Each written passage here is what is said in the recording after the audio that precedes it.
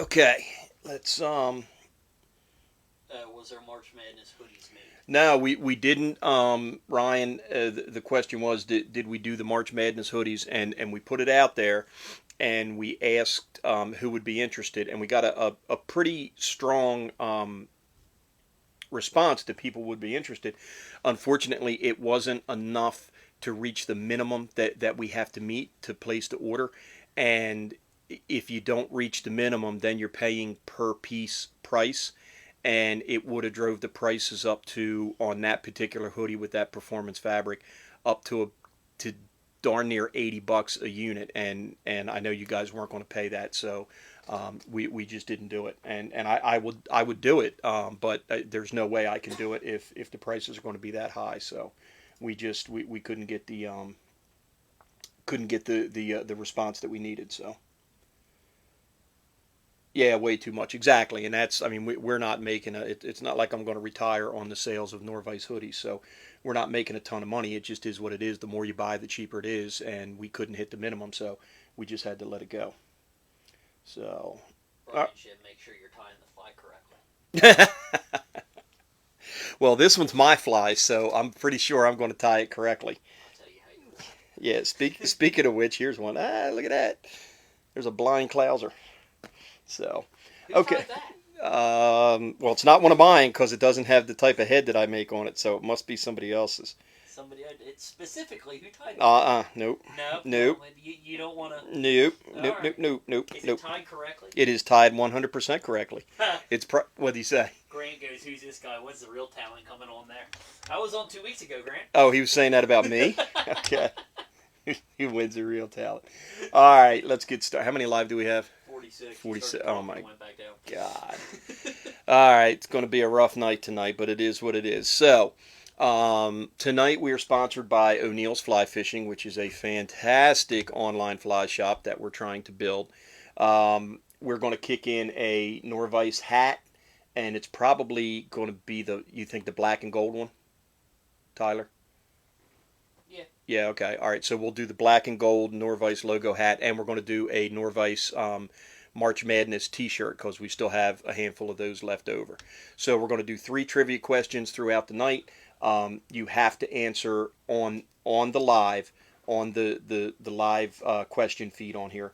And whoever gets the first correct answer to each one. And I will say this, on one of them, spelling will count, and if you spell it wrong, it's not going to be a correct answer. So sure you want to do that because you spelled it wrong when you wrote it down? all I did was write down what you need to know. The book's right there. So yeah, well, you that's, spelled I'm it not wrong. in the contest. I know the answer. You lost. You don't Shut get up. it. So yeah, we'll answer those throughout the night, or we'll ask them throughout the night, and then you guys answer them. We're going to give out a hat, Nor-vise hat, and a t-shirt. What? Grant goes, "Dude, this guy is so good at missing huge snakeheads." Oh God, he's killing me. That's when he can get on the boat and actually fish. Oh, so now we're going to go broken elbow, ribs, and all that story, right? We have to. All right, so let's start off with our for those of you who didn't take advantage, the shank jaws are up on the website. We put them up for sale at 12 o'clock yesterday, and by about 12:02, the orders were rolling in. You should have been here, Tyler. I was sitting in front of the computer, and I started it right at 12, right? And then by like 12 o'clock and 30 seconds, I was like, where are the orders? Where are the orders? Where are the orders? And your mom was over here, and she's like, it's going to take them a while before and right when she said that, the phone started lighting up, and it was just one right after the other. So I know. I was driving back from turkey hunting, and I could not use my GPS because the PayPal notifications were flooding the screen. So that was good. We appreciate all that. And we also put the Magnum center spin hubs on the site. We have them in brass and stainless. They're under accessories, so we re-released the shank jaws, and we put the new Magnum center spin hubs, so they're all up there. So and there's plenty of them up there. There was a gentleman on Instagram that said he went on at 2 o'clock and they were sold out, and they were not sold out. So I don't know if he was looking at the wrong product or what, but they're up there. And for all you guys that took advantage, we thank you. It was a very busy day, and what was that? We got stars. Oh, somebody gave us stars. Okay. And Do they fit the older vices 23 years old? send us a picture and let me look at it. I can tell you if it has if you look at the front hub, if it has two set screws on the front hub, they'll fit without a doubt. But if you're not sure, send us a picture.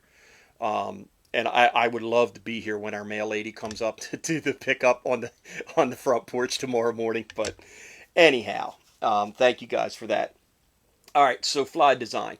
We're going to talk about this fly in particular, and we're going to tie it. This is a fly that we've been working on for a while. I've kind of had it in my head for a bit, and we started working on it this season, really kind of refining it during this pre-spawn smallmouth fishing that we've been doing.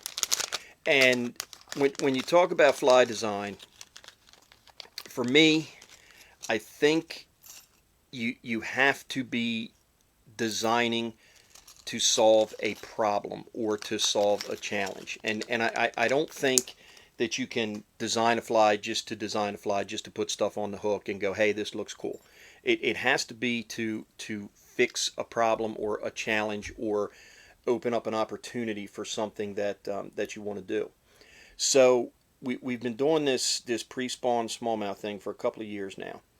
And anybody who's ever fished out of a boat, drift boat or drift raft, will know the person on the oars is as important, if not more important, than the person fishing the fly.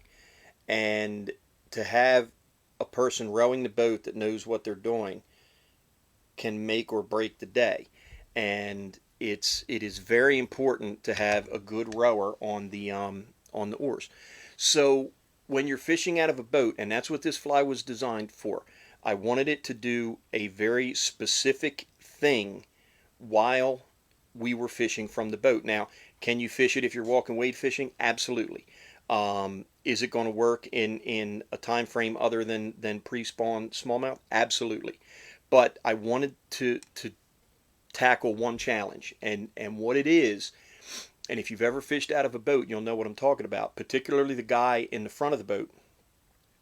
If the person rowing the boat can take it and cock it at about a 45-degree angle to the current flow, the person in the front of the boat can cast out, and as the boat is drifting down the river, just by manipulating your line, you can hold your fly in a spot of the river. So if you have a depression that is surrounded by shallow water, you can get your fly in like over top or above that depression.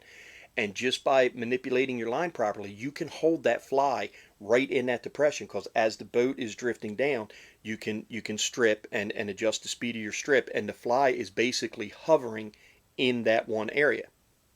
Another situation, a lot of times you'll have a blowdown, a tree down in the water, and you can cast to the top of that blowdown, and as the boat is drifting down the water or drifting down in the current, you can hold that fly right at the edge of that blowdown, and you can just let it kind of hover and fish the entire edge of that blowdown without really stripping or manipulating it. And that's where the two-man team, the boat, the guy on the oars, and the guy fishing really have to work together. But it's a very, very effective technique. And when you can master it, when the two guys working together can master it, you can catch some pretty darn nice fish. So I wanted a fly that could do this. And you notice I said the word hover twice. It will hover over the hole, or it will hover right at the edge of the blowdown. And I wanted the fly to basically stay where I cast it. I didn't want it to dive down. I didn't want it to do a bunch of erratic stuff. I basically just wanted it to stay where I put it and just kind of hover up and down with the current. So that became the name of the fly, which sometimes can be the biggest challenge, is naming the flies. So this is called O'Neill's hovercraft. Okay, this is brand new. Nobody has seen it yet. There are bits and pieces of other patterns that I've used. There's one thing that I'm going to do here at the end that I have never seen anybody do yet, and it's totally new, at least to my knowledge, and that's what I think makes it original. So Let's switch to the smaller camera. Hold on, we got to do a little adjustment here.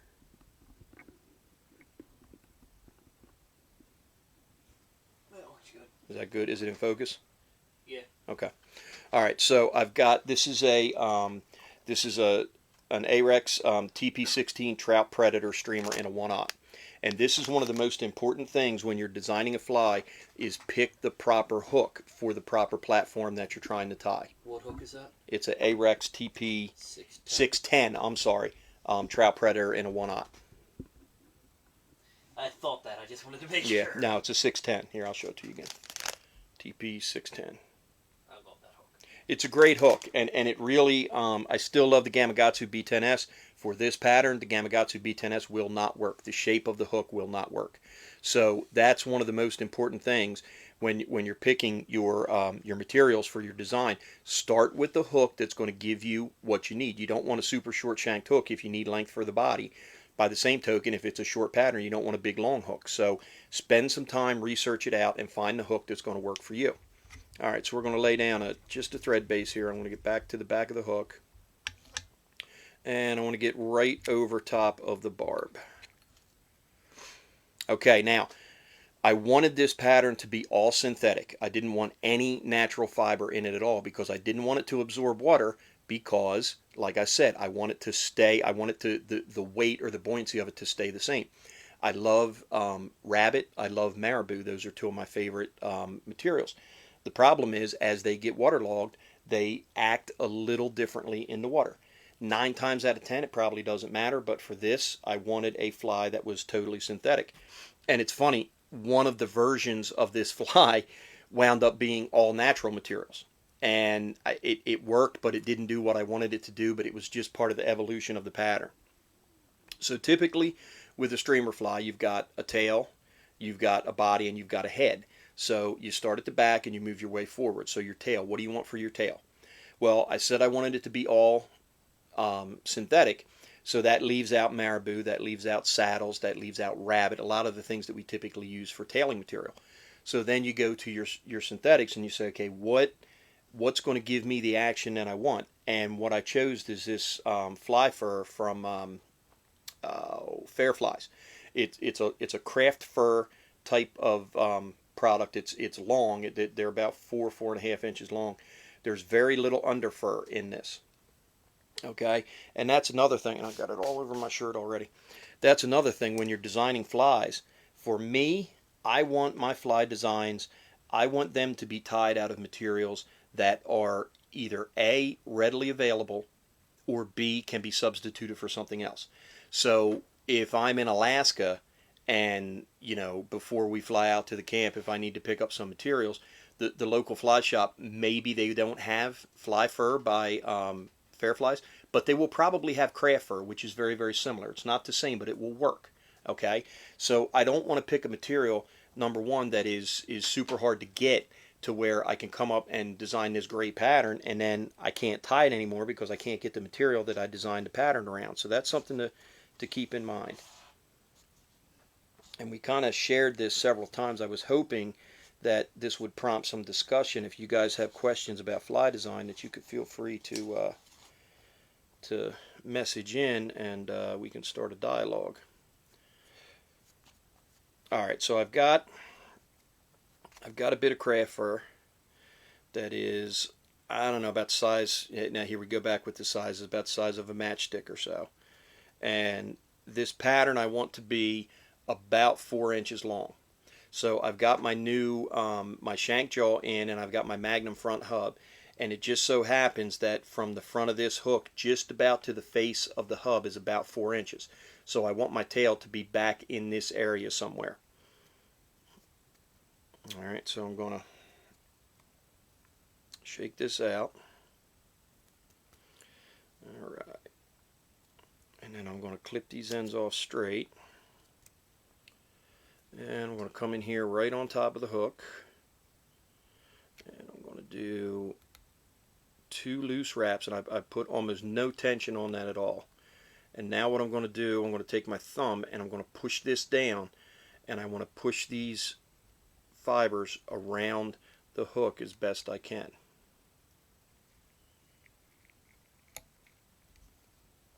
Okay, and then we'll flip it over, and that looks good. I got it just about 360 degrees around the shank of the hook.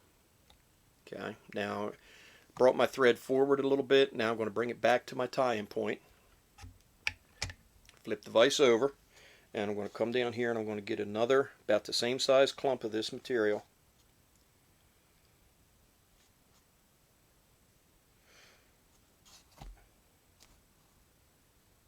You can't see it. I've got it laid out on my thigh here, and I'm kind of pulling it up and then cutting it off.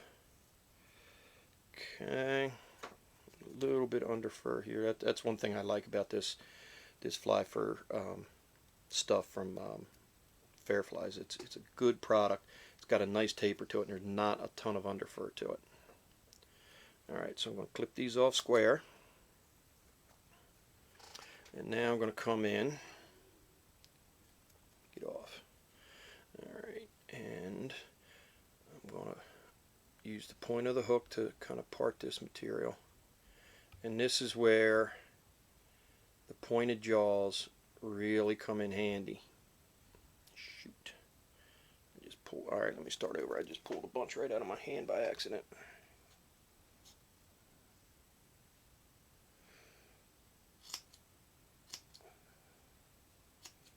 There are no mistakes, just happy accidents. Who said that? It was Mom about me. Bob Ross. Bob Ross. Bob Ross. The comments have been quiet. I'm trying to get. I know it's I know it's self-deprecating humor to get people to talk. It's like a morgue in here. Where did Grant go? I don't know. Yeah, Grant, come back, please. All right, so let's try this again. All right, so I'm going to use to part this, and I'm going to try to not do what Dee did in the boot camp, and that is run this hook into my hand. Trying to get a comment out of Trying to get a comment out of somebody, yeah, right. And I'm going to go 2 loose wraps, and then I'm going to take my finger, and just like I did on the top one, I'm going to push this, and I want to get this stuff distributed 360 around the shank of the hook, and then I'm going to take my thread and I'm going to cinch it down. Okay, now I'm going to come in with my bodkin, and I'm going to do my best to part this around evenly. Doesn't have to be perfect, but closer you get it, the better it's going to look at the end. Now I'm going to come in and I'm going to stroke all this stuff down. A little bit hung up in the jaw there. Get that parted.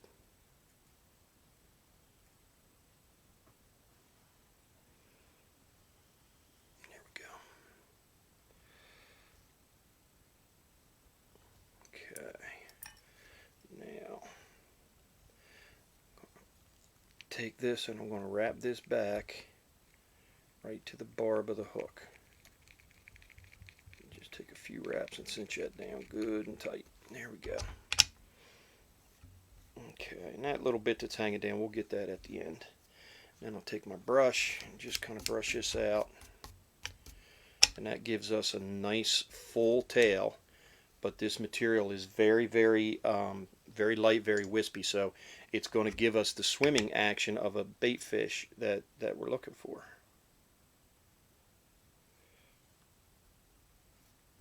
Okay, now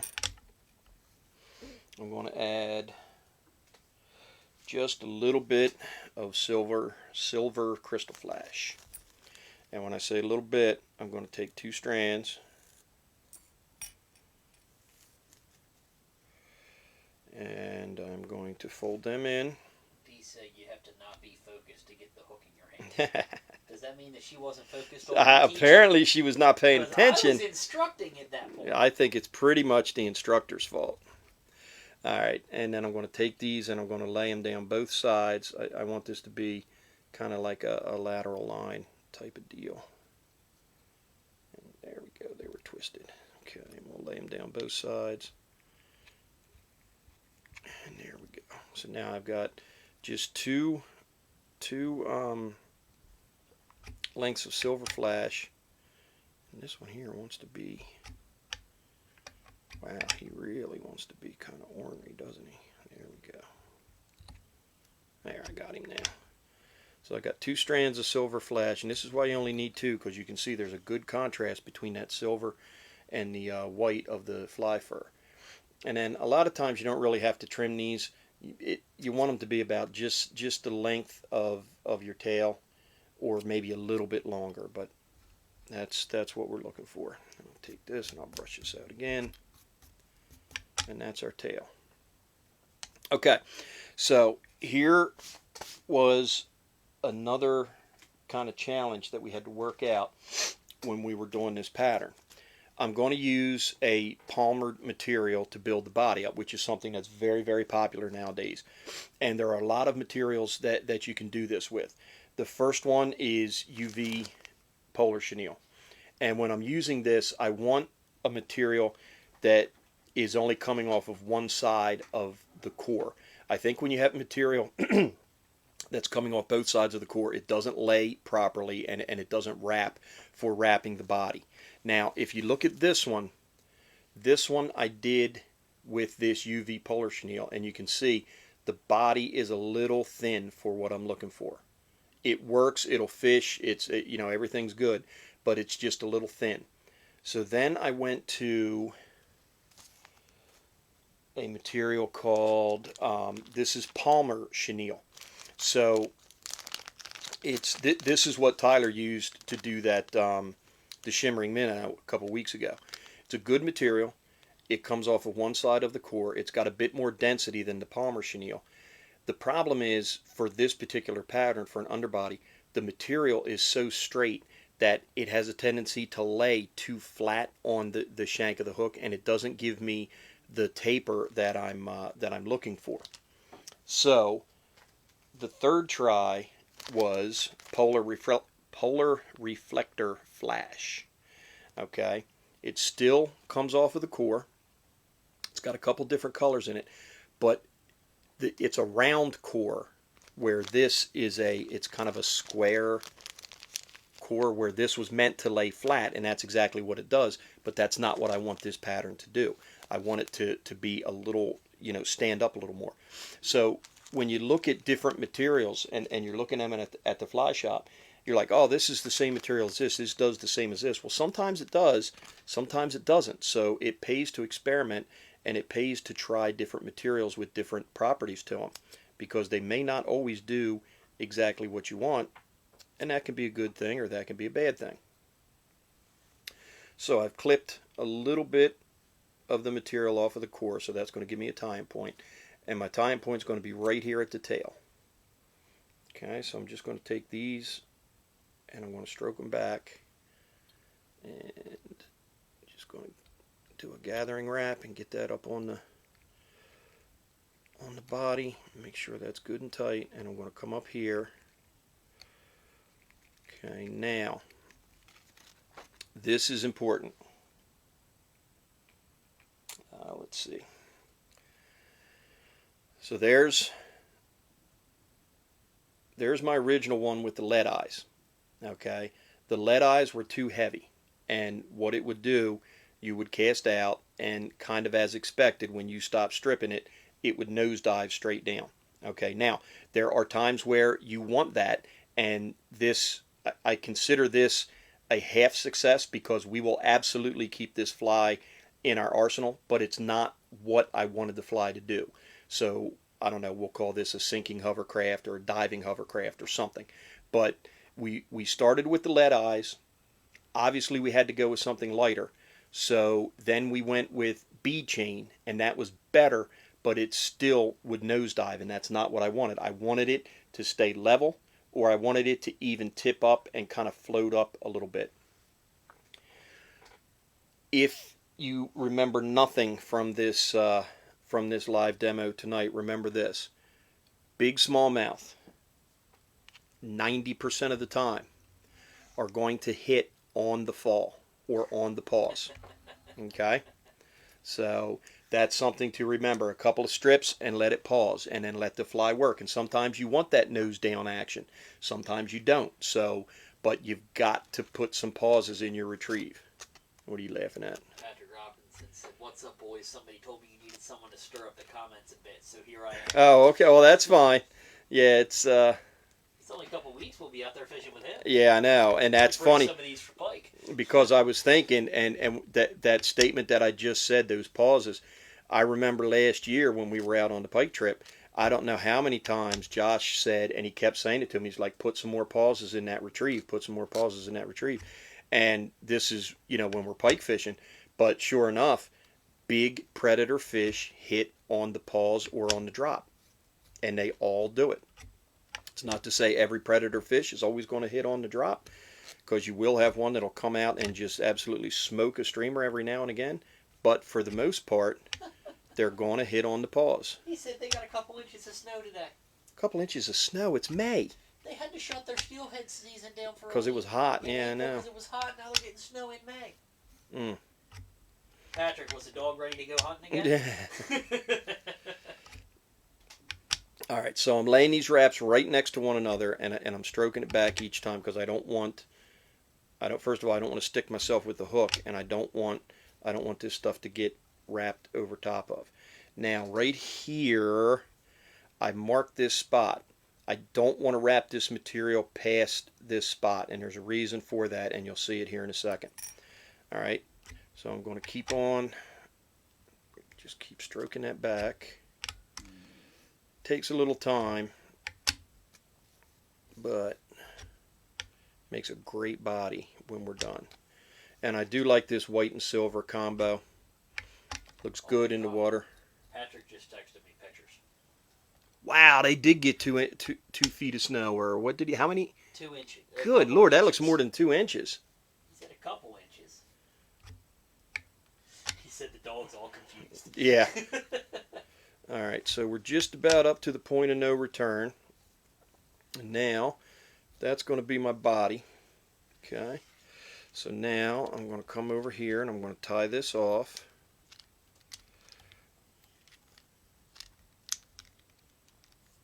And this stuff, like I said, it's a great material, but it can be a little ornery. So I'm going to do 3 behind. I'm going to do 3 in front, and then I'm going to repeat that. And I'm going to do 3 behind again. Yeah, core looks a little stiffer. That's yeah, it is good stuff, and I like it. And for this application, it works. It does exactly what I want it to do. So now we'll clip that off. I'm going to throw a half hitch in here. Go on the cradle, and then I'm going to come in here in case there's any that are trapped, which I did a pretty good job. There's not a lot of stuff. And if it is, you'll see it because you'll see like dead spots in your body right up against the hook, and that means you got some stuff trapped under there. And then I'll take the brush and I'll brush it forward. And then I will brush it back. And I wonder how that stuff would do in a complex twist. It will do fine. And there you go. So that's what we're looking for out of our body. Okay, now this next material is, and this was one of those aha moments, and this is what makes the pattern the pattern. Okay, so we tried bead chain, or we tried lead eyes first, and it worked, and we catch fish on that fly, but they're too heavy and it nosedives, which that is not a bad thing, but it's not what I want the pattern to do. We tried bead chain, and it was it worked, but it still nosedive a little bit. So I was going to do it without eyes on it, but it was too similar to another pattern. So I was thumbing through a catalog one day, and I saw these from Rainey's. Let me get up here. Put it in front of the fly. Okay. Black foam booby round eyes. Okay, so first of all, if I'm thumbing through a catalog, anything that says booby is going to get my attention. I'm sorry, it's just the way it is. But I'm sorry, it's just we're getting canceled. So this Guys. I got to thinking, and I said, okay, if I can put these on the front of that fly, it's going to give the front. It's not going to nosedive. It's actually going to give it a little bit of buoyancy. And what these things do, they're kind of a stiff foam, and they come in a variety of different sizes and colors. These are the mediums. Okay, now this is very important. If you're using the foam eyes, assuming that we want this to ride hook point down, you put the eyes on top of the shank. If you're using a weighted eye, be it a dumbbell eye or a bead chain, if you want it to ride hook point down, it goes on the bottom of the shank. Like this one. Here's an eye. At the firehouse. He said, guys in the firehouse said, we don't blame him. Well, there you go. So that one, those are lead eyes, and they're on the underside of the body. So if you have weight to your eyes, you put them on the underside. If you have buoyancy to the eyes, you put them on the top. And we're going to tie these in just like we do clouser eyes. So what kind of line and leader setup will you use to make the foam eyes hover underwater instead of that thing just riding on top? All right, so, and I actually grabbed, hold on, I grabbed the wrong size eyes. You need the smalls? I need the smalls, yeah.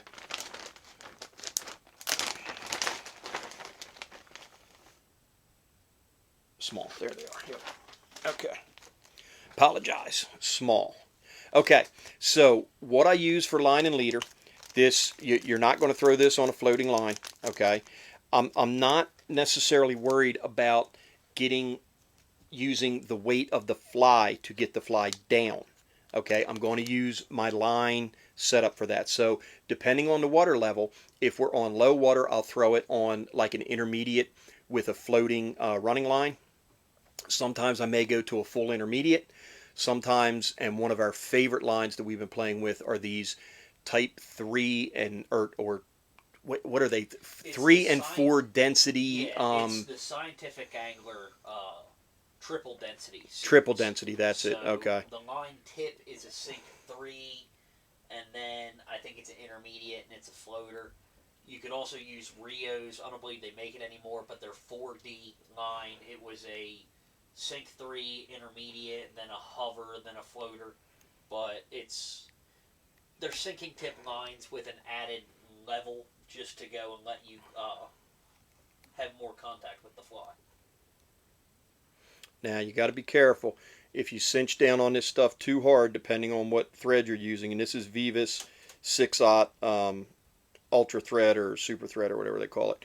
If you're using like gel spun here, don't pull too hard because you will cut these things right in half. So I should not use 12/9 silk to tie those in. Is what you're telling I'm sure you can, but you just can't pull on it so hard because you'll cut them in half. And you tie them in just like you do a clouser. So you figure 8, and I'll typically go 1, 2, 3 front to back, 1, 2, 3 back to front, and then 3 around the eyes, under the eyes, but on top of the shank of the hook. And that's it. They're easy to tie in, and they stay there. But they give this fly a bit of an action that I haven't seen, and quite frankly, I have not seen anybody use these foam dumbbell eyes in this manner. So it's hard to come up with a totally new pattern nowadays with Instagram and Facebook and social media and all that kind of stuff. This I have not seen, and that's why I'm comfortable calling this quote unquote my pattern. And those foam dumbbell eyes solved the problem of what I was trying to get this fly to do. All right, now we're going to put a head on it, and we're going to use, this is a new product we've been using. It's American Tide Flies Magnum Dubbing, and this is pearl. Okay, so it's very, very similar to Senyo's Laser Dub, but it's longer. So when you're stacking it, you can get a bit of a fuller head. These fibers are like 4 inches long. So almost forgot. A bunch of cool different like blends too.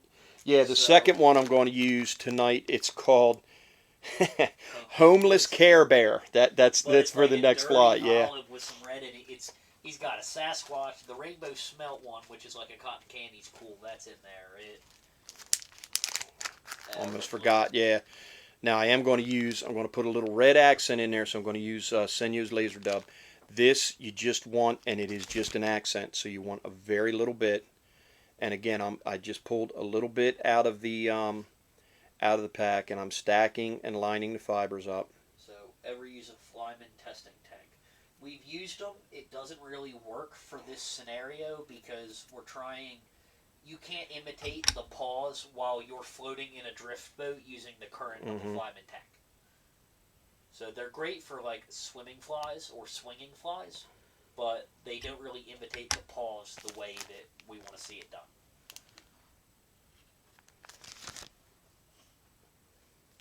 Yeah, my test tank's the river. And that's another reason why I really like white, because I can see what it's doing. And that's another, that kind of leads me to another good point. When you're designing flies, especially if you're not totally sure of the design, don't tie a dozen of them, because they may not work. Tie 2 or 3 and take them out to the river. And, you know, everybody wants to get out and catch fish, but you also got to see if what you have in your head is working. So fish them for a little bit, try them in different areas, try them in different waters, and just give it an honest shot to see if it's going to do what you want it to do. So I put just a little accent behind the eyes. So this is the top, this is the bottom. So I put these on the side facing me and the side facing away. So these are going to be on the sides of the fly, or kind of like a lateral line, if you will. So, are we going to carry that online? Do you mean, are we going to carry the fly online, James? Which, if that's the case, probably not, because that would be a negative. Yeah, I barely have enough time to tie stuff for me. The eyes, yes, we are going to try it, and we're working on O'Neill's fly fishing to get it, you know, more up to speed with some more products. All right, so there you go. So now we got just a little bit of red accent down the sides. I like red. I think predator fish key on red, so I think that's important to have. So now I'm going to take this American Tide Flies, this white, or this 4-inch pearl, and I'm going to pull some out. This is good stuff. Yeah, it's a laser dub that's twice the length. Yeah, that's basically what it is. So we've got this from Thomas Williams, talked about using it in his live on all of his sunfish patterns. Okay, yeah. When you said we need a bigger laser dub, I messaged him. Okay. So I need a little more. And we're going to do 4 stacks. We're going to do 2 on top behind the eyes and 2 on top in front of the eyes.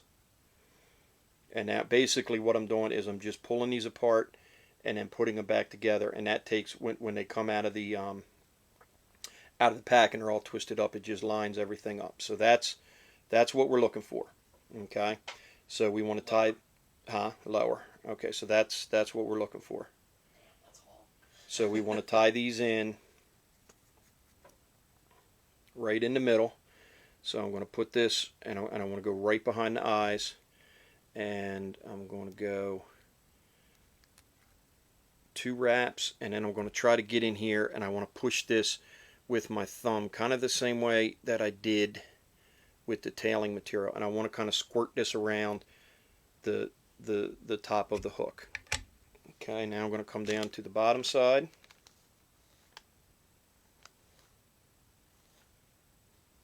That looks good. So, and if you guys want any of that Magnum dubbing, go to it's AmericanTideFlies.com. So the guy's name is. Okay, there we go. So now I'm going to tie this right in the middle. Aaron Lateras or Lateras. Yeah, it's Letaras, Latera. So he's Lateras Fishing on Instagram. It's good stuff. It's cool stuff. I see us getting a lot of it. Yeah. Well, I mean, that's not bad for a start. Yeah, I'll show you again when we go back to the big camera. So, all right, so now. Well, you said get an assortment of colors, so I just started hitting add to cart on everything I thought was cool. All right. And then we're just going to push that, and we're going to spread that around the shank as best we can. And it's about the same price as laser dub, too. Okay, now we're going to pull this one back, and I'm going to rotate the vise, and I'm going to pull the front one back. And I'm going to not stick my finger with that hook. And we're going to put a couple wraps in front just to hold it. Okay, now I'm going to come underneath the eyes, get off of there, and now I'm right in front of the eyes. Okay, Same thing that we just did. And we're going to stack. And you want to get on this front one and the back one, you want to get your tie-in points right against the eyes. If you don't, your head's going to have kind of like a gap where it goes around the eyes. It's not a huge deal. The fly will still fish. It looks kind of not cool.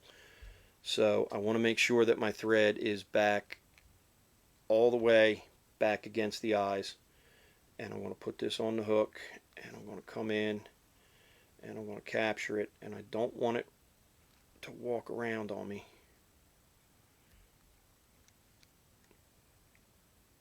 There we go. Okay.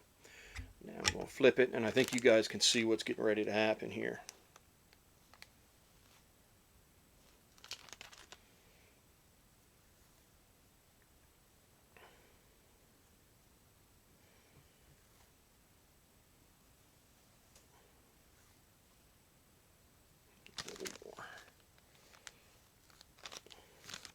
I think we ought to ask a trivia question. Yeah, I think so. Okay. So here's the first trivia question. We've got 3 of them. So remember, you've got to answer on the live feed here on the question or the comments here. And the first one is going to win a Nor-vise hat, black and gold Nor-vise hat, and a Nor-vise March Madness t-shirt. So the question is, so this whole thing is centered around fly design.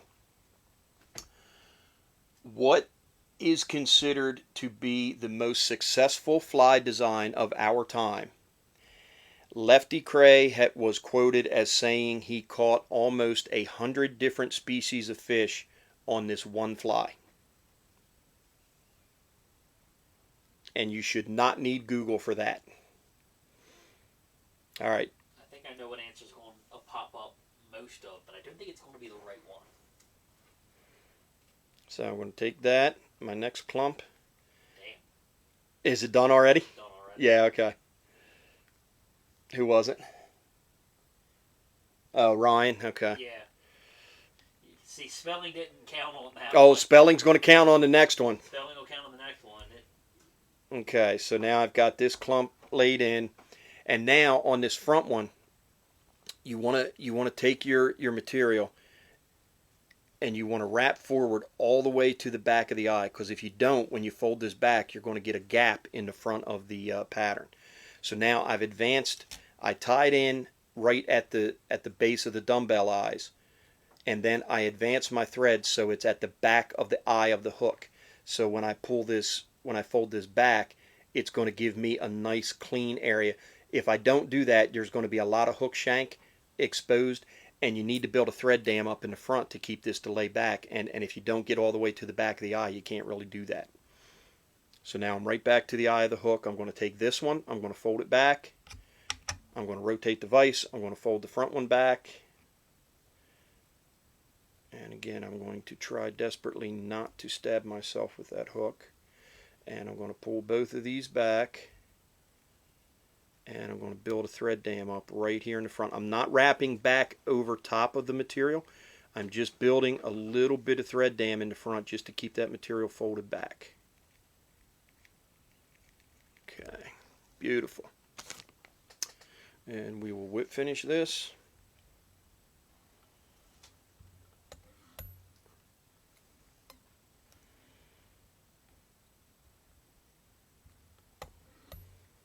Okay. Now, for the final step, I don't trim this head, and the reason I don't is I want to use the head as part of the buoyancy of the fly. But what I will do, I've got 2 stacks in here, 2 stacks top, 2 stacks bottom, and this stuff is like Velcro. Okay, so it will stick to itself. So what I do is I come in here with my bodkin and I just kind of pick this out. And I'm just going through each kind of layer, and I'm just sticking the bodkin in, and I'm just pulling it straight up. And what you can see here is the loose material that's not tied in is I'm just going to kind of like pull it out to the top, and then I'll stick the bodkin in lengthwise and do the same thing. And what that does is it helps it helps this material kind of stick together, and it fills in the spaces in between the eyes and whatnot. And it also thins it out a little bit. Okay, so then I'll take and I'll just pull this up. And now all of that material just came out of the top of the fly. So you basically want to give it like a mohawk and just kind of go through and break this up.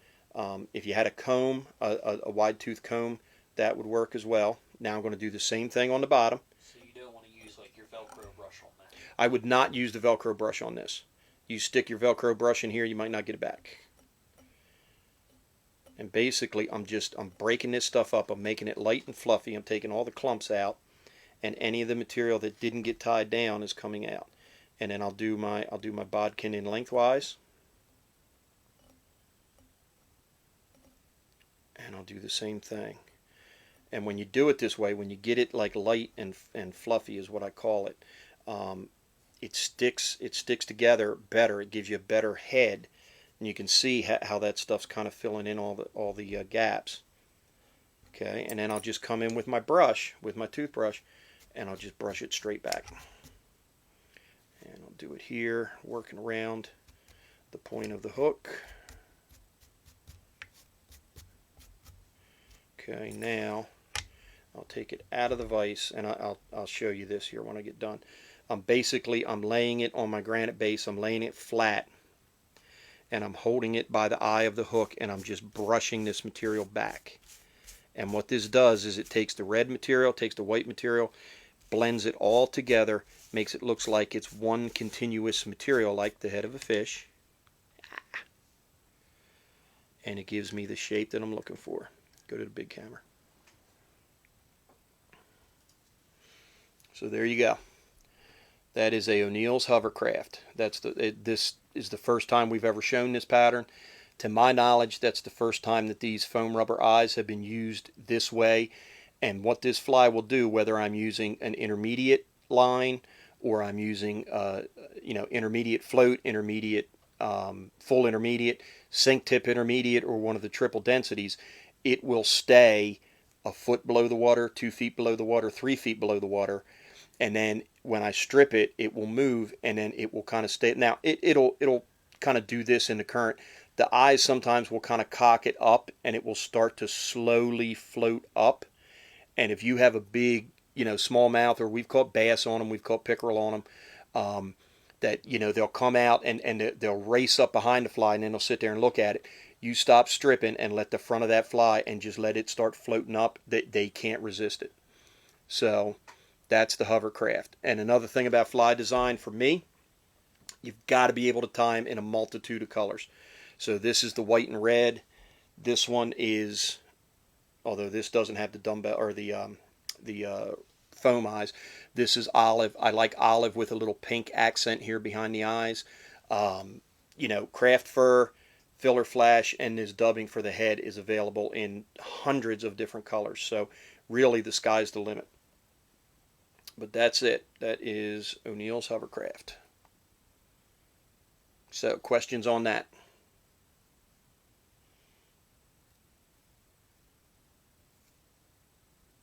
No. Not a question. Wow.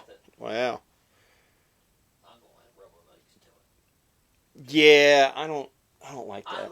I don't like rubber legs on a streamer. Hey, it's all synthetic, so it's fine, but we got white barred rubber legs. Yeah. They're going to be sticking out the side, and that's and I know a lot of guys that do that. I know it's bass and rubber legs. One of the patterns that we fish all the time has rubber legs on it. I am not a big rubber legged on a streamer guy. I'm not against it. It's just not something that I use in my fly designs. Quiver and stuff when that and maybe they will. And you start catching more fish than me, and watch how fast I start putting rubber legs on a streamer. But it may not be the rubber legs. Yeah, okay. It's who's in the front of the boat and who's not. Do you think eye color makes a difference when targeting different species? I don't think that I'm sure that under certain conditions, eye color can make a difference.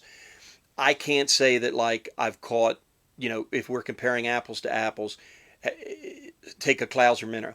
Have you caught more fish with the same color clouser with yellow eyes versus red eyes or something like that? I can't say that I have. I do think that especially predator fish, I think you have to have an eye or at least an eye spot. Okay, and the black against the white gives a very, very predominant eye spot. And when you think about particularly smallmouth, they have to eat the bait head first. Okay, they have to. They cannot eat a sunfish or a shad or a shiner. They can't eat it tail first because the prey fish will open his dorsal fin. It will get stuck in the predator fish's mouth, and if he doesn't get it out of his mouth, he's going to die. So they have to eat head first, which means they have to strike the head. And smallmouth are head strikers through and through. And I think that the patterns have to have some type of eye spot, something that gives the fish a target or something to key in on. But I can't honestly say that eye color that I've seen, one benefit over the other. For me, it's typically like, okay, this color eye looks cool with this color body kind of thing, and I like it. With the body and all. Yeah, and if I like it, I'm going to have more confidence in it, and I'm going to fish it better. So that's my take on that. Anything else? So that's a great pattern for East Coast. Oh yeah, striped bass. Yeah. We'll have. We go to Cape Cod the second week of July. We'll have a full arsenal of them when we go. Yeah, when in June when peanuts are in, bass or stripers are going to crush them. When the shad and the mill roach are in the ponds, largemouth are going to crush them. It's just a great fish pattern. Bait fish pattern. That swims without moving. That's the big thing. And that's why I like the bulk of the head, and I like that light material in the tail, because when it is sitting still and you're not stripping it or anything, the tail's doing this the whole time. The tail never stops moving. So it's a cool pattern. I like it. I'm proud of it. It's the first design in a while that I've really worked on and really kind of tweaked and changed materials and so forth, and this is what we've come up with. So, and we've been working on this off and on for about a year. Not constantly, but when it's smallmouth season, we work on smallmouth patterns. When it's pickerel season, we work on pickerel patterns. But for a month, and we stop. And then we stop. So I've got another one that I've been working on for a while, and it won't do exactly what I want it to do, and I think I know how I'm going to get it to work now. So that's going to be my next one. But that is O'Neill's hovercraft. All right. That's a cool name. Yeah, that is a cool name. That was actually Tyler's name. Those bobbins are so organized. Well, I needed one today, so I went over to the stock and got one. I didn't have pink spooled up, so I had to get a pink one. All right. It's organized because right before we do a live every week, you make sure that he comes down here and everything's nice. I do clean up, because especially if I've been tying, because it gets bad down here. It gets really bad. Mine's bad at home. So, all right. Trivia question number 2, and we're at 8 o'clock. So I'll do this, and then I'll bang out the next pattern real quick. Trivia question number 2. Spelling will absolutely count on this one, and if you do not spell it right, you're not going to get credit for it. Okay. Pop Flies is, in my opinion, one of the, if not the most groundbreaking pattern or fly design book that has ever been written. Everybody who ties flies should have a copy of this. It was written by Bob Popovich, and he gets a lot of credit for writing this book. It was co-written by someone else. Who was Pop Flies co-written by? And spelling will count. First and last name. First and last name, that's correct. Okay. And let's start on pattern number 2.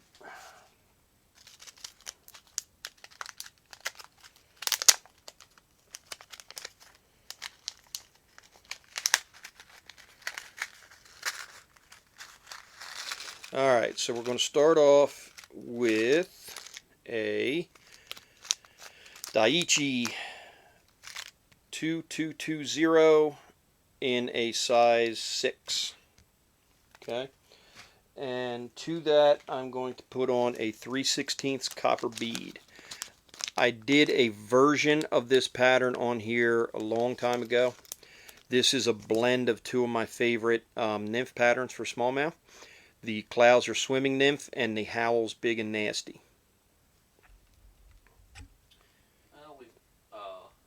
Did they spell it right? We got 3 that are spelled right. That are spelled right? Okay. It is Ed Jaworowski is his name. Who is arguably one of the best casters alive. He is probably the best pure fly caster alive today. That guy can throw a rope, man. And if you go to any of the fly shows, you should definitely look him up.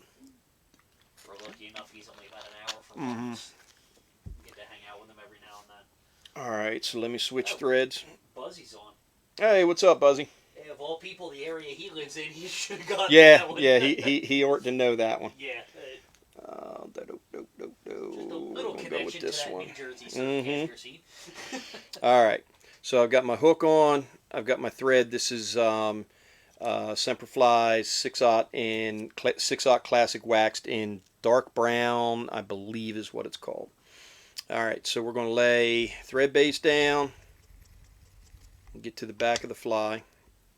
Now I've got some strung marabou, blood quills, rusty brown. This is a great searching pattern. When we were on the river last Sunday, we were seeing some dragonflies. It was cool. There were sulfurs coming off, and they have big sulfurs up there. They were like a 12 or a size 10, and this this sulfur came up out of the water, and this big dragonfly came and smoked it right in midair. It was so cool. Yeah, people were asking about the book. So oh, the book? Okay. There you go, Pop Flies by Bob Popovics and Ed Jaworowski. This was back, and I'll look at the date here for you. Here, I can find it. It should be right here. Oh, I forgot this one's autographed. Yeah, we're only 2 hours from Bob. We see him every year. Okay, copyright 2001. So this was right. It's 20 years old, which is hard to believe. This was right when all of the epoxy stuff. Now, not the light cured acrylic, but the 2-part epoxy and the surf candies and all that stuff really kind of became popular. But he has tons and tons of patterns in there that are cutting edge today, and they were even more cutting edge 20 years ago. So and he has a new book out that's called Fly Design. It's a handful of years old. It's good. I have it, and I've read it a couple of times. I still think this Pop Flies book is arguably one of the best pattern books ever made. All right, so I will switch to cameras. I just read it. That was my first Somerset show. Oh, really? It's our Striper online username. Oh, Striper Slayer or whatever, yeah. Yeah, okay. All right, so I've got the hook in. I'm using 6/0 classic waxed Semperfly thread. We've got a 3/16 copper bead on here, and damn if I didn't forget something already. Hold on. Wow. Buzzy said he saw Ed throw 50 feet sidearm with the top section of a 4-piece and pile the line into the wall. He's unreal. And he's so passionate about it too. You get him talking about it, he gets like excited. Like, yeah, if you go up to Ed and you say, "Hey Ed, let's talk about fly casting," you better set aside an hour because you're going to be there for a while, and just let him talk. He's a great guy, and he's an even better fly caster. The guy is phenomenal. He's like a kid when you get home from work and he's all excited to tell you about what he did that day. It's like that, but with fly casting. All right, so we've got some rubber legs, and I'm going to put a couple of antennae out the front here. So I've got these legs tied on, and I'm going to lay them right on the top of the shank of the hook, and just going to wrap this up because the bead is going to cover this, so don't worry about it. And I'm going to come in here, and actually I'm going to use my big whip finisher. So we should have did this before we laid the before we laid the thread base down, but it's okay. Remember, there are no mistakes, just happy accidents. Okay. Like I said, this is a blend of two of my favorite patterns, the Swimming Nymph and Hal's Big Nasty. And we're just going to give them about, just a little bit, maybe a 3/4 of an inch or so out of the front. Okay, now tie my thread back on.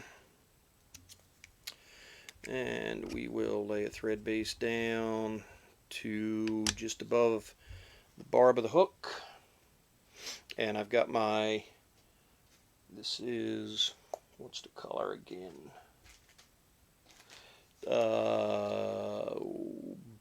Rusty brown marabou blood quills. Okay, and I want to use from the eye of the hook to the point. That's the distance that I want to use. This is a great dragonfly. It can be a damselfly nymph. It is a it's an all-around great searching pattern. It's a great food-based pattern for smallmouth at the right time of year. They love dragonfly nymphs, and there's typically a lot of them in the water. Okay, so I'm going to use this material to help build up the underbody of the pattern.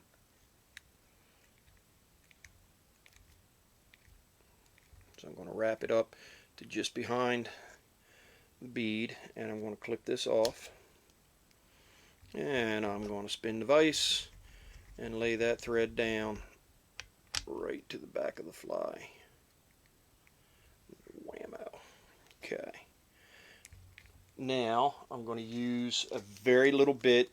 This is holographic flashabou in copper, and I'm literally going to use one strand.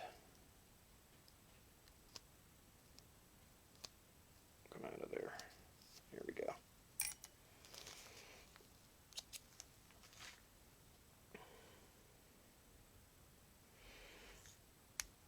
And I'm going to fold it in like we normally do, and I'm going to wrap it down, and then I want to split this like I did on the previous fly, and I want to lay it down on either side of the tail, and we're going to wrap it back to the tie-in point. Okay, now this, I want this just a little bit longer than the marabou. I'm just going to cut it right there. That just gives us just a little bit of flash. We don't want a ton of flash on this, but just a little bit. Now I've got some brassy size copper brown wire.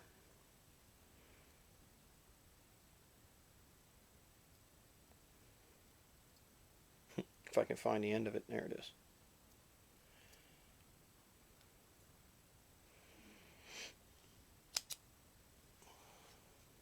Quiet over there. Not much going on.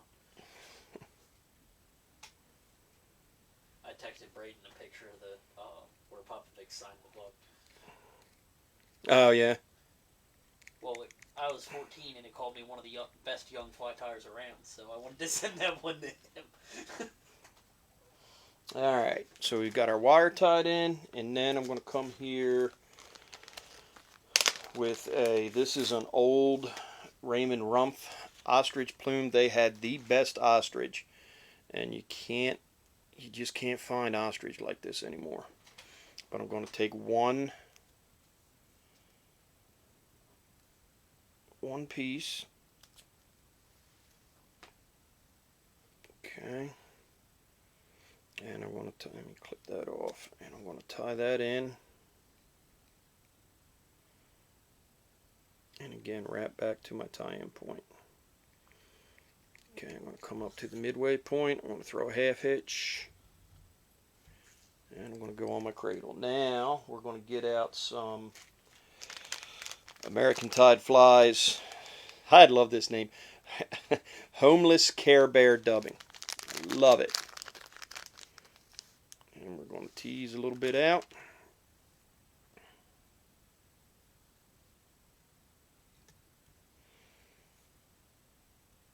And we're going to spin the vise. We're going to touch the dubbing to the thread. Dubbing's going to jump out of my fingers right up onto the thread.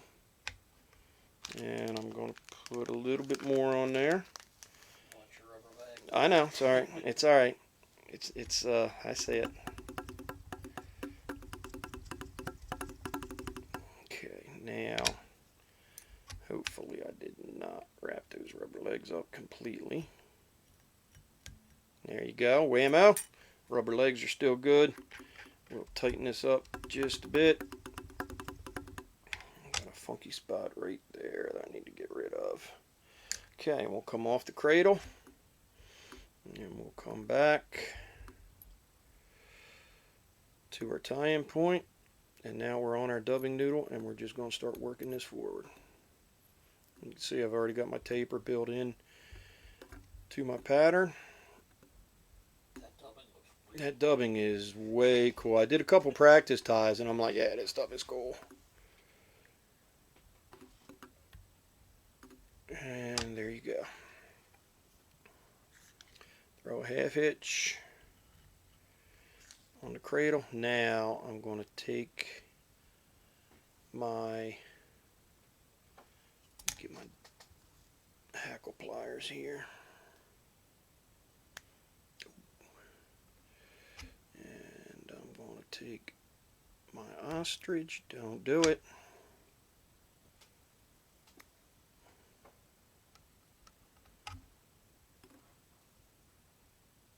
Work our way around that hook shank. There we go. Now we're going to palmer this up, our abdomen. Okay, that gives us the gills that we're looking for. This bobbin is hanging up on me. I think I got some wax in the tube. Got it. Okay.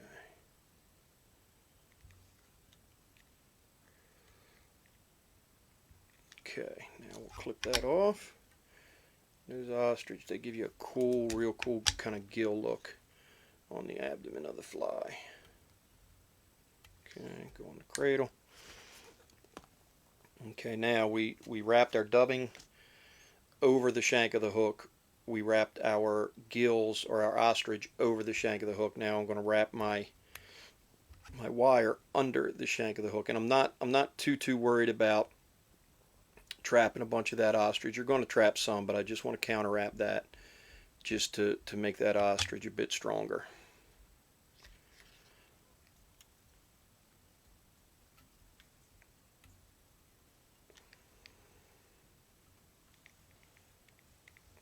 Okay, and we'll just helicopter that off. There you go. Okay, now for a wing case, we are going to use peacock herl. This comes direct from Clouser Swimming Nymph. So the kind of premise or the overall spirit of the fly is a swimming nymph, and then the gills and the antenna and the rubber legs are from the Howell's Big Nasty. So it's kind of a blend of two of my favorite smallmouth nymphs. And a friend of mine will very quickly on a trout stream go to this pattern, and he does well with it. Ed, yep. I got a pretty good idea for it this summer that we're going to try out. Yeah, we were up on the white clay one time, and I walked up on him, and it was a tough morning. I'd caught some fish, and he had this shit-eating grin on his face, and I'm like, what's going on? And he's like, man, I'm burning them. I'm like, what are you burning them on? And he's like, you'll never guess. And of course I had to guess, Copper John, hare's ear, this, that. And he's like, nope. And I did never guess a swimming nymph, and he showed it to me, and I'm like, you got to be kidding me. And I had never in a million years thought to fish a swimming nymph for trout, but right time of the year they'll do it for sure.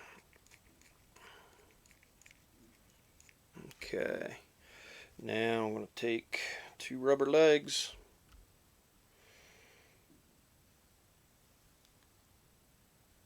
these are very very small rubber legs. Yeah, they're nymph rubber legs. Yep. Okay, and now I'm going to use that technique, and I did this on here a while ago, and I can't remember what fly it was. Actually, you can probably get away with one and cut it in half.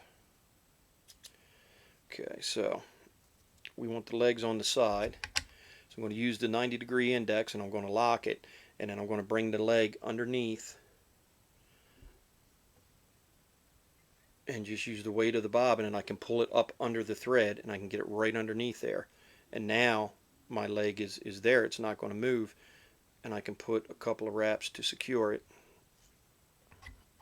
Index it around to the other 90, so we're working on the side of the hook now, and do the same thing.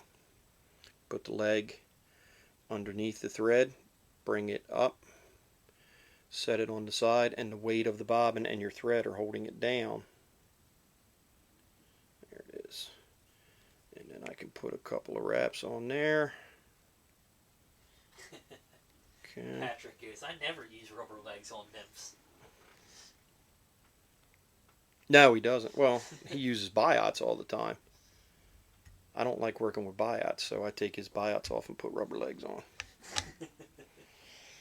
Alright. Now we're going to come in with a little more homeless Care Bear.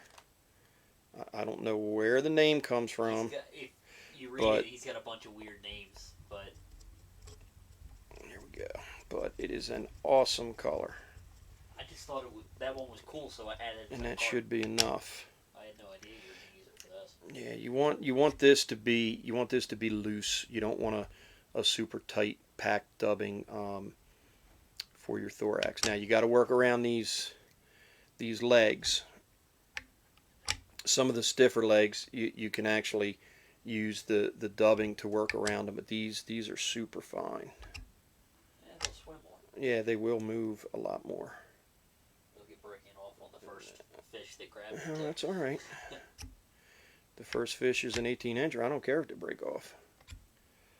Okay, now... Aggressive 10-incher's going to grab that thing and try and that's run. fine. They all pull. Patrick said you are a homeless Care Bear. It's like the same color as Patrick's beard. It is. About the same length, too. All right, now we're on the front. The longer stuff.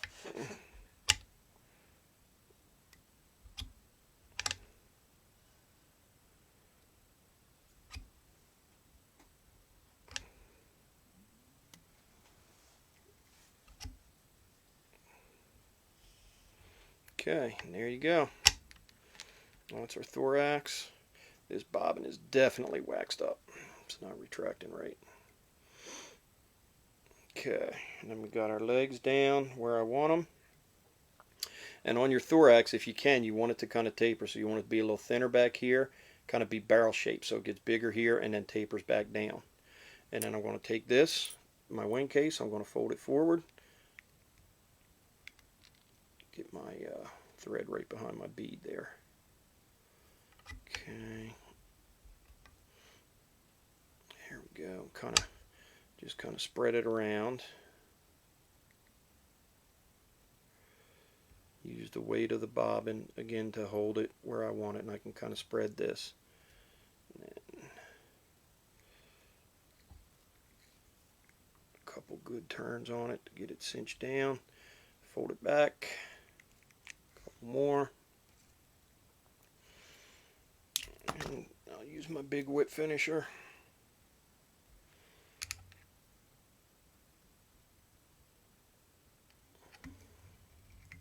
And I'll do one more. I love this fly. Caught so many fish on this. Alright. Now I'm going to come in here with my fine point scissors, and I'm going to pull all this peacock curl up, and I'm going to come right down tight to the top of the pattern. And there you go. Okay, now for my legs, I pull them down. I don't stretch them. I don't like pull them down and load them under tension. I just kind of get them all together, and I go about 2 times the gap of the hook. So this would be the gap of the hook, so I go 2 times that. which is about down here. I'm going to clip them off. And there you go. That is a blend of Hal's Big Nasty and Clouser Swimming Nymph. All right, we got one more trivia question. This is a good one. I can't believe how well the dubbing flies onto the thread like that. You are a homeless Care Bear. You got to be kidding me. All right. Are you paying attention or are you texting somebody on your phone? Both. Okay. So here is our last trivia question. There have been 5 named flies on a U.S. postage stamp. So there have been 5 U.S. postage stamps with named flies on them. Give me 3 of the 5. All right? 5 U.S. postage stamps that have had named flies on them. Give me 3 of the 5. All right, go back to the other camera. All right, so there is... It's like I said, it's a blend of 2 of my favorite smallmouth nymphs, the swimming nymph and the Hal's Big Nasty. Great searching pattern. Also great if you want to do indicator nymphing, fish for smallmouth under an indie rig, or something that we've been toying around with, which is really cool. Gary Dubiel does this thing where he has a popper, and then he'll hang. He's a big speck trout guy. And he'll throw a popper, and then he'll hang like a shrimp fly a couple of feet underneath the popper. And the idea is the popping bug gets their attention, and they swim up, and then they eat the shrimp fly. And we've been playing around with that with smallmouth, and we'll put one of our poppers on like a boogle bug or one of our patterns, and then hang this off the bend and just fish the popper like a normal popper. And sometimes they'll come up and eat the popper. Sometimes they'll eat the nymph that's hanging underneath it. It can be a very deadly technique for smallmouth, especially when the dragonflies are out. So there you go. That's that homeless Care Bear. That's a cool dubbing. It's got a lot of cool colors in it. All right. So there's our 2 patterns for tonight. We talked a lot about fly design. We talked a lot about materials that go into fly design. Have we got any answers to our... Oh, yeah. Okay. Okay. I believe I see the winner. Oh my God, that was easier than I thought. You people Google way too fast. Next week I'm going to say no Googling. Like we can really enforce that, right? We just have to ask questions that they can't Google. Yeah. All right, so the answers are... the Royal Wolf, the Jock Scott, the Stu Apt Tarpon Fly, Lefty's Deceiver, and the Muddler Minnow. Oh, did you put that on there already? What? Nor-vise, Royal Wolf, Jock Scott, Lefty's Deceiver. Did you type that? I guess Casey. Oh, Casey must be. I didn't realize she was on. Okay. All right, so we will announce the winners. That was Casey and Braden. Went by the stamps in Braden's room. Oh, okay, there you go. We will announce the winners tomorrow. I can tell you this, if you are a Nor-vise ambassador that I just sent a whole bunch of stuff out to, you are not eligible to win the prizes. Brian, your shirts are coming, as is a bunch of other stuff. So we'll see who's, we'll get each person. We'll contact you hopefully tomorrow. We'll get your shirt size and we'll get them sent out earlier this week. All right, so any questions? We'll hang out here for a little bit. We went over. It's about 8:30 tonight. But hopefully you guys enjoyed this. You got something out of it. I really like talking about fly design. I like talking about different materials and making the fly do different things. And I like the trial and error pattern. That's one thing that I want to say. If you're just starting out tying, don't try to design flies when you're just starting out. You really should spend your time tying tried and true patterns. Learn how to tie the hare's ear properly. Learn how to tie the pheasant tail, the Clouser minnow, the Lefty's Deceiver. Learn how to tie these flies properly and learn how to use and manipulate the materials to get the fly to do what it's supposed to do. And then you can branch off into, a little tweak here, a little tweak there, and just kind of go at it systematically. I know when I first started out, that was like my number one goal was to get one of my patterns picked up and get it put in a book and have my name in a book.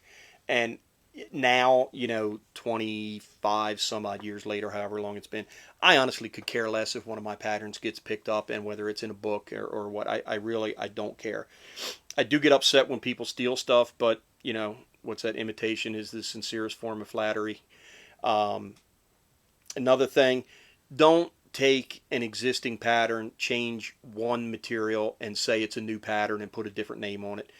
There's an outfit out there that's all they do is take people's patterns. They'll switch one material and they'll name it something different, and it's not a different fly. Okay, so nobody likes that guy. Nobody wants to be around that guy. So don't do that. Um, and if at first you don't succeed, keep trying. There's a lot of flies that end up in the circular file, so to speak. And that's why I say when you're starting off on a design, don't do 12 of them, because if it doesn't work, you've spent your time tying 12 flies that won't do what you want them to do, and they may or may not fish, or you may wind up throwing them out. So do one or two, or take a couple of flies with a couple of different variations of them so you can see what the difference is. Okay, on this one I tied it and I did this, and this was the result that I saw. And here's the same pattern, but I did this a little different, and this is the result I saw. And that's how you kind of hone in on getting the fly to do what you want. So sometimes when we tie normal patterns, they end up looking like something new that we created. Yeah, that's true. And those circular files usually fish the best. Sometimes that is true. That is absolutely true. And ugly flies catch fish, and I say that all the time. Where do fish live? They live in the nastiest, ugliest places in the river. Well, where should we be fishing? Where the fish live. And if you have your most beautiful spun deer hair head fly, and if you're fishing scared and you're afraid to lose it, well, guess what? You're not going to catch a lot of fish. And that's why ugly flies, you don't care if you lose it. You'll throw it into the deadfall. You'll throw it into the rock minefield. You'll throw it in there. And guess what? That's where the fish are. So don't fish scared. Don't be afraid to throw them in there. And a lot of times, streamers, you're fishing on heavy. I mean, on our pre-spawn smallmouth, we're on 12 or 15 pound test.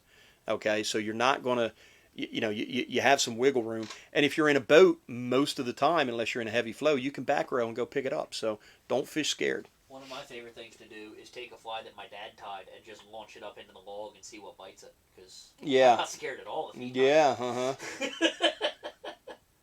I don't. 3 trips, I don't think we lost one of our flies. No, I don't think so. I think Ted Hayes lost enough flies for the both of us, but I don't think you were right. Ed lost every clouser that Brian tied that day. Tie to solve a problem. Pretty flies are mostly just that. Exactly. And here's a perfect example. The Brood X cicada, and that's all you see is these Brood X patterns and this and that. And they have, there's printed, 3D printed wings that they're putting on. The fish can't see the wings. The wings are for the fishermen, not the fish. And cicada pattern doesn't really need a wing on it. You can hang DNA out of the side, or you can do something to give it the dimples in the water. So tie, like Buzzy said, tie to solve a problem. Don't just tie just to tie. I mean, tie to fill your boxes, but if you're designing, tie to solve a problem. And that's what I wanted this fly. I wanted it to hover. I wanted it to cast and let the line take it to the depth that the line was going to take it, and then I wanted it to stay there. And that's what this fly does. Is this the cure-all for what ails you? Absolutely not. Is this fly going to fish, the whole season? Probably not.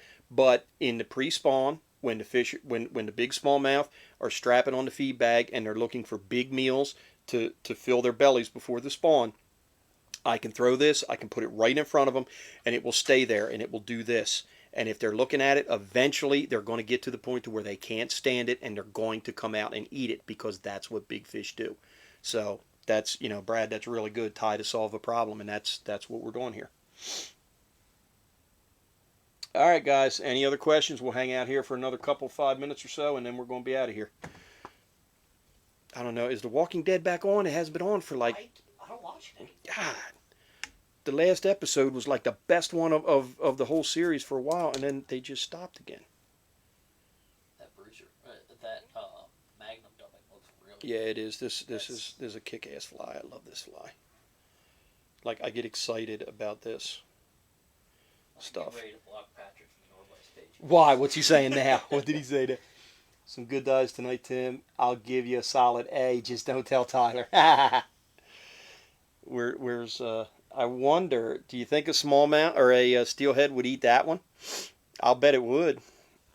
I'll bet the wing case wouldn't last after steelhead ate it, but I'll bet they would eat it. Yeah, it would, because you. Hi, Mr. Tim from Bennett. Hey, Bennett, what's up, buddy? You time for steelhead, you take solar as I would, put yeah. It over with peacock. Yeah, You should and probably that's do it anyway. this wing case. That's what Tyler's talking about right here. If you get a toothy fish, they can pierce that and it'll break. But you can put some Solarez, some of that, the flex. I think would be the best. Thin hard. The thin hard, Yeah, okay, and then just hit it with the light, and that it becomes hard as a rock. Then loses a little bit. That's one thing I like about the peacock herl. When it gets wet, it changes all different colors. It's like gold and maroon, and it looks really cool. If you Solarez it, it will lose a little bit of that because the water can't get into it, but it will be much more durable. Thanks, Tim and Tyler. Love the two patterns and something else for me to strive for. Great job. Thank you, Rick. I'm tying that nymph for smallies in Maine. Yeah, they'll eat it, bud, for sure. I still want to fish for smallmouth. Oh, without a doubt. He said without a doubt steelhead will eat that nymph. All right, guys, we're going to sign off. Thank you all for showing up tonight. Remember, shank jaws, both brass and stainless, are on the website. The new Magnum center spin hub, brass and stainless, are on the website. And who is on? I think Braden is on next week. 2 questions. Any updates on any Michigan stores carrying your product? We just hired a, I don't know if you're familiar with him, Brian Kosminski, who is a Ohio, Michigan area sales rep. I know we're working on Mad River Outfitters, and I know he's got a couple other leads that he's working on. So hopefully we will have some stores in that upper Midwest area carrying our products very soon. So, and was there any lead wrap on the body of the fly? On which one? The Assuming nymph? The first one. No, I don't want lead on it because I don't want it to sink. I'm going to use the density of my line to get it to what level in the water column I want it. And then once the line gets it there, then I want it to stay. And that's what that pattern does. So, but all right, guys, I think that's it. So we're gonna log off for the night. All right, thank you, guys. And Jamie said the nymph. No, there was no lead on either one of the flies. There was not. You can lead the nymph if you want. It's a tungsten bead on it. It's actually here. Look, it's a bigger tungsten bead. It's a 3/16 tungsten bead. I mean, it's pretty heavy. You can hear it. You can hear it hitting the granite base. So, but yeah, you definitely could.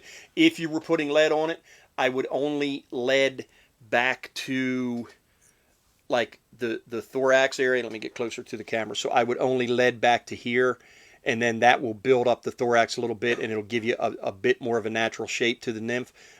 This particular one didn't, but you can, yeah, you absolutely can put lead wraps on it. All right, I think. All right, guys, we're out. See you. Thank you.